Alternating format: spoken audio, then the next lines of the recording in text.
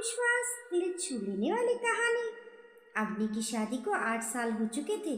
बाहर से देखने पर उसका घर बहुत अच्छा लगता था। बड़ा सा मकान, पढ़ा लिखा पति, सास ससुर, एक प्यारी सी बेटी और समाज में इज्जत। जो भी उसे देखता यही कहता, अवनी तो बहुत भाग्यशाली है। लेकिन सच ये था कि चमकते घर की दीवारों के पीछे उसका मन हर दिन थोड़ा थोड़ा टूट रहा था।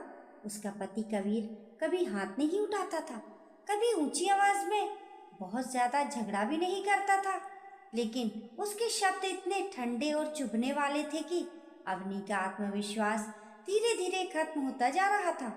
वह हर बात में उसे कमतर साबित करता। अवनी अगर नई डिश बनाती तो कहता, ठीक है, पर मम्मी जैसा स्वाद कहाँ। अगर वह बेटी चिंकी को पढ़ाई में घंटों मेहनत करती तो बोल देता, तुमसे जितना हो सकता है उतना ही कर लो, बाकी मैं देख लूंगा। अगर अवनी कहीं जाने के लिए तैयार होती तो उसके चेहरे, कपड़ों, बोलने के तरीके तक में कमी निकाल दी जाती। धीरे धीरे अवनी ने हंसना कम कर दिया। अब वह हर बात बोलने से पहले सोचती कि कहीं कोई उसे गलत साबित ना कर दे। वह पहले बहुत अच्छी गाती थी, कविता लिखती थी, घर सजाने का शौक रखती थी, लेकिन शादी के कुछ वर्षों में ही जैसे उसने अपने सारे रंग समेट लिए थे। उसे लगने लगा था कि शायद सचमुच उसमें ही कमी है। शायद वह उतनी अच्छी पत्नी नहीं जितनी अच्छी होनी चाहिए थी। सास भारती जी भी अक्सर यही कहती, बहू, औरत का असली गहना सहनशीलता होती है। घर बचाना है तो थोड़ा झुकना पड़ता है। अवनी चुप रह जाती। उसे लगता शायद हर घर में ऐसा ही होता है। शायद एक अच्छी पत्नी वही होती है जो अपने मन को मारकर सबकी खुशी में जीना सीख जाए। लेकिन उसकी 10 साल की बेटी चिंकी सब देख रही थी। एक दिन स्कूल से लौटकर उसने अवनी से पूछा, मम्मी, क्या शादी के बाद लड़कियां हमेशा चुप हो जाती है? अवनी चौंक गई। उसने पूछा, ऐसा क्यों पूछ रही हो? चिंकी बोली, क्योंकि मैंने आपकी पुरानी तस्वीरें देखी, उसमें आप बहुत हंस रही थी। अब आप कम हंसती हो। पापा कुछ बोलते हैं तो आप तुरंत चुप हो जाती हो। क्या बड़ा होने पर ऐसा ही होता है? उस दिन अवनी के भीतर कुछ टूट गया। उसे पहली बार महसूस हुआ कि वे सिर्फ खुद नहीं सह रही, उसकी बेटी भी उस चुप्पी में जीना सीख रही है। वह जो हर दिन सहकर सामान्य मान रही थी, वही उसकी बेटी के मन में रिश्तों की गलत तस्वीर बना रहा था। कुछ दिनों बाद अवनी मायके गई। उसके पिता अब नहीं रहे थे। माँ पुष्पा जी अकेली रहती थी। अवनी ने हमेशा की तरह अपने चेहरे पर मुस्कान ओढ़ ली, मगर माँ की निगाहों से वह बच न सकी। रात को जब चिंकी सो गई तब पुष्पा जी ने धीरे से पूछा, सच बता, तू ठीक है? अवनी की आंखें भर आईं। वे कई सालों से रोना रोकती आई थी, मगर उस रात माँ की गोद में सिर रखते ही फूट पड़ी।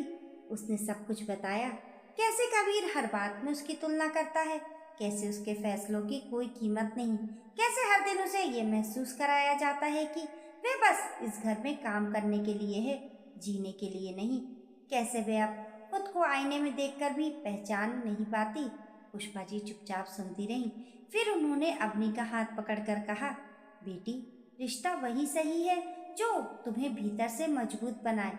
जो रिश्ता तुम्हारे मन को हर दिन छोटा करे वे रिश्ता नहीं, बेड़ी है। घर सिर्फ दीवारों से नहीं बनता, मन के सम्मान से बनता है। ये शब्द अवनी के मन में कहीं गहरे उतर गए। उसने पहली बार खुद से पूछा, क्या वे सच में सिर्फ घर बचा रही है या खुद को खो रही है? मायके से लौटने के बाद उसने चीजों को ध्यान से देखना शुरू किया। कबीर उसे मारता नहीं था, पर उसके आत्मसम्मान को रोज चोट पहुंचाता था। वह जरूरतें पूरी करता था, पर भावात्मक सहारा नहीं देता था। वे पति था मगर साथी नहीं।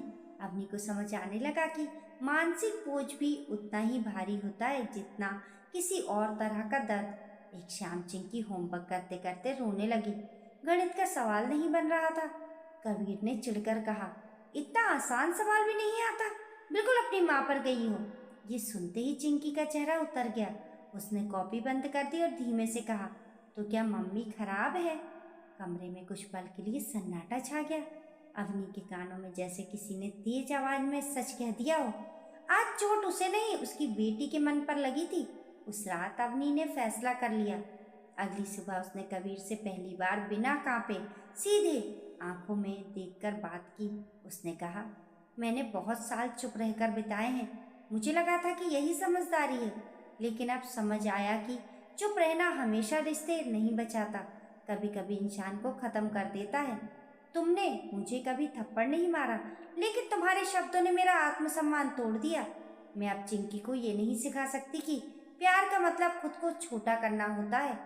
कबीर पहले तो हंस पड़ा, बोला, अब तुम्हें ये सब कौन सिखा रहा है? अवनी ने शांत स्वर में कहा, दर्द ने सिखाया है, और मेरी बेटी की आंखों ने मुझे आईना दिखाया है। उस दिन पहली बार कबीर ने देखा कि सामने खड़ी औरत वही पुरानी चुप अवनी नहीं है। उसने बहस करने की कोशिश की, बात घुमाने की कोशिश की, लेकिन अवनी अब साफ थी। उसने कहा, या तो इस रिश्ते में सम्मान आएगा, बातचीत आएगी, बराबरी आएगी, या फिर मैं इस बोझ के साथ नहीं जीऊंगी। मैं टूटकर अपनी बेटी को भी नहीं तोड़ सकती। कुछ दिन घर में भारी माहौल रहा। सास ने समझाया, इतनी सी बात पर घर तोड़ने की बात मत कर। अवनी ने विनम्रता से कहा, माँ जी, घर आवाज से नहीं टूटता, उपेक्षा से टूटता है। मैं घर तोड़ना नहीं चाहती, मैं बस अपने मन को बचाना चाहती हूँ। अवनी ने पास के स्कूल में संगीत शिक्षिका की नौकरी के लिए आवेदन कर दिया। सालों बाद उसने फिर से गाना शुरू किया। जब उसने इंटरव्यू में अपनी आवाज़ में पुराना आत्मविश्वास लौटते महसूस किया तो उसकी आंखें भीग गईं। उसे लगा जैसे वह खुद को वापस पा रही है। कबीर को शायद पहली बार महसूस हुआ कि अवनी का मौन उसकी कमजोरी नहीं, उसकी सहनशीलता थी। अब जब वह सहना बंद कर रही थी तो घर का संतुलन हिल रहा था। कुछ दिनों तक उसने अवनी से बात कम की, लेकिन घर में चिंकी की चुप्पी, अवनी की दूरी और अपने ही शब्दों की गूंज उसे परेशान करने लगी। उसने देखा कि अवनी अब हर बात पर सफाई नहीं देती, हर कटाक्ष पर नहीं टूटती, बस शांत रहती है और अपने काम में लगी रहती है। उस शांति में अब डर नहीं था, आत्मसम्मान था। एक रात वे अवनी के पास आया और धीमे स्वर में बोला, क्या मैं सच में इतना गलत था? अवनी ने उसकी ओर देखा। उसके स्वर में कड़वाहट नहीं थी, बस थकान थी। उसने कहा, गलतियां हर इंसान से होती हैं, लेकिन जब कोई रिश्ता तुम्हें जीने की ताकत देने के बजाय तुम्हारी सांसों पर बोझ बन जाए, तब सच को स्वीकार करना पड़ता है। कबीर बहुत देर तक चुप बैठा रहा। शायद वह पहली बार अपने व्यवहार की परछाई देख रहा था। उसने कहा, मैंने कभी सोचा ही नहीं कि मेरे शब्द इतने चोट पहुंचा रहे हैं। मुझे लगता था मैं बस सुधार रहा हूँ। अवनी की आंखें भर आईं। सुधार और अपमान में बहुत फर्क होता है। उसने कहा, सही रिश्ता वह होता है जिसमें तुम्हारी कमियों पर भी तुम्हें गिराया नहीं, संभाला जाता है। बदलाव तुरंत नहीं आया, लेकिन शुरुआत हो गई।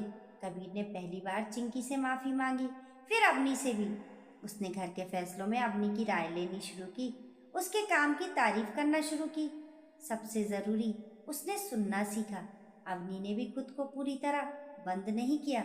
उसने शर्त रखी कि ये रिश्ता अब बराबरी पर ही चलेगा, सम्मान होगा तभी साथ होगा। महीनों बाद चिंकी ने एक दिन हंसते हुए कहा, मम्मी, आप फिर से पहले जैसी लगने लगी हो। अवनी मुस्कुरा दी। उसने अपनी बेटी को गले लगा लिया। उसे समझ आ गया था कि सही रिश्ता वही है जो तुम्हारे भीतर की रोशनी लौटा दे, ना कि उसे बुझा दे। उसने जीवन से यही सीखा कि हर साथ निभाना मजबूरी नहीं होता और हर दूरी बर्बादी नहीं होती। कभी कभी अपने मन की रक्षा करना ही सबसे बड़ा साहस होता है। रिश्ता तभी तक रिश्ता है जब तक उसमें सम्मान, सुकून और मानसिक मजबूती हो। जो मन को हर दिन जकड़े वह प्रेम नहीं, कैद है। आज अपनी पहले से कहीं ज्यादा शांत थी। उसके जीवन में अब भी जिम्मेदारियां थी, उतार चढ़ाव थे, मगर एक फर्क था। अब वे खुद को खोकर किसी को पाने की कोशिश नहीं कर रही थी। उसने जान लिया था कि प्यार वही है जहाँ तुम्हें डर नहीं, सहारा मिले। आपकी इस कहानी के बारे में क्या राय है? हमें कमेंट करके ज़रूर बताएं और कहानी पसंद आने पर लाइक और शेयर करें।